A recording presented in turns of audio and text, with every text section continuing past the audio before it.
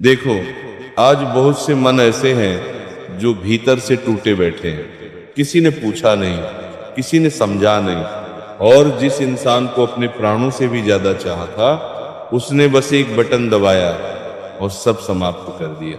बच्चा, ब्लॉक होना सिर्फ मोबाइल का मामला नहीं है। ब्लॉक होना आत्मा पर पड़ा हुआ एक गहरा घाव होता है।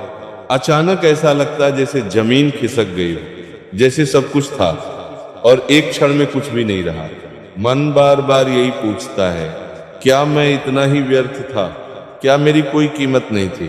क्या इतना भी महत्वपूर्ण नहीं था कि मुझसे बात कर लेता? और सुनो, ये प्रश्न गलत नहीं है।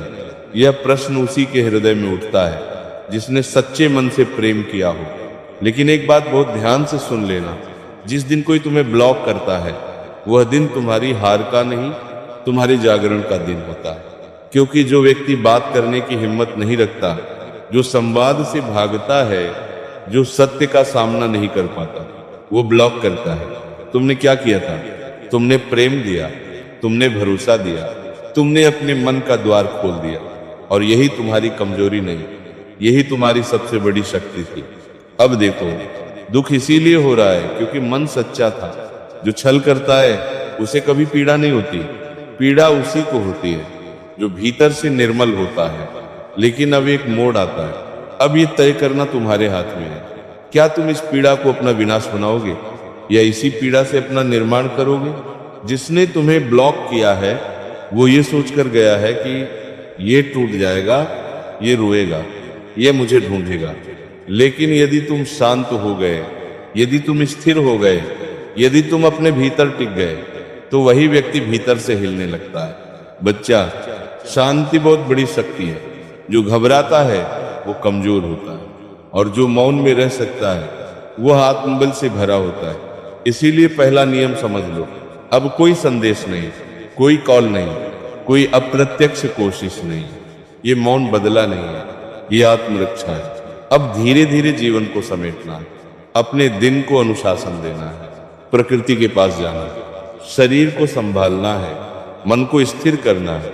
देखो, जब शरीर सुधरता है तो मन अपने आप मजबूत होता है। जब मन मजबूत होता है तो आत्मा चमकने लगती है। कोई दिखावा नहीं करना, कोई प्रमाण नहीं देना, बस अपने कर्म पर ध्यान देना। और याद रखना, सच्चा परिवर्तन शोर नहीं करता, वह चुपचाप घटता है। अब तुम्हारी उपलब्धता कम होगी, तुम हर जगह नहीं दिखोगे, हर बात पर प्रतिक्रिया नहीं दोगे, और यहीं से सामने वाले के भीतर प्रश्न उठने लगते हैं, ये इतना शांत कैसे है? ये मेरे बिना भी कैसे संभल गया? ये प्रश्न ही पश्चाताप का बीज। लेकिन बच्चा, ये सब इसलिए नहीं कि वो लौट आए, ये सब इसलिए है कि तुम खुद को पा सको।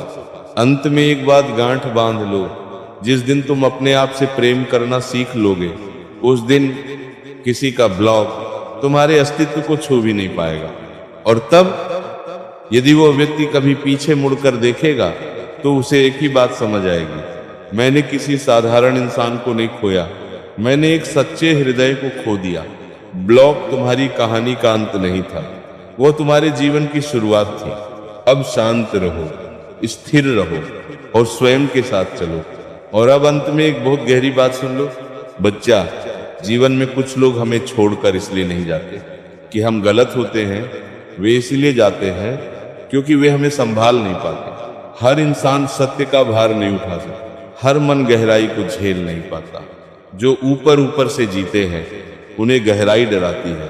तुम गहरे थे, तुम सच्चे थे, तुम पूरे मन से जुड़े थे, और यही कारण है कि वो व्यक्ति पीछे हट गया। लेकिन देखो, ईश्वर कभी किसी को खाली हाथ नहीं भेजता। जो हटाया गया उसकी जगह कुछ बेहतर आने की तैयारी होती है।